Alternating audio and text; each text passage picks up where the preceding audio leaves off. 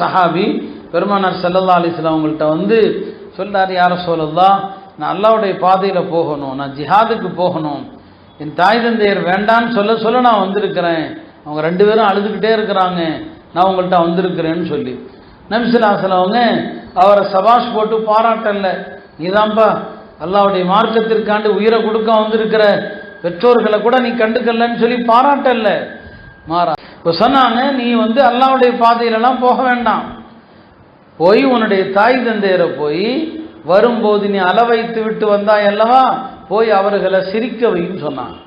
அவங்கள போய் சிரிக்க வை. ஃபஅத்ஹிக்ஹுமா கமா அப்கைதஹுமா, வரும்போது அள வச்சுட்டு வந்தேன்னாரு பாருங்க, போய் அவங்கள சிரிக்க வைன்னு சொன்னாங்க நபி ஸல்லல்லாஹு அலைஹி வஸல்லம். அருமையானவர்களே, இப்படி தாய் தந்தையர் விஷயத்தில் நபி ஸல்லல்லாஹு அலைஹி வஸல்லம் அவர்கள் இந்த அளவுக்கு நமக்கு வலியுறுத்தி இருக்கிறாங்க.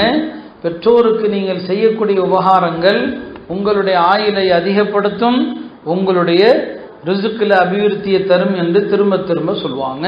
பெற்றோர்களை நீங்கள் வந்து உபகாரமாக அவங்கள கவனிச்சுக்கிட்டீங்கன்னு சொன்னால் மறுமையில் உங்களுக்கு விசாரணை லேசாக போயிடும். மஹ்ஷர் மைதானத்தில் யாருக்கு விசாரணை லேசாகும்னு சொன்னால், யார் தன்னுடைய தாய் தந்தையருக்கு உபகாரமாக இருந்தாரோ அவருக்கு லேசாயிடும்.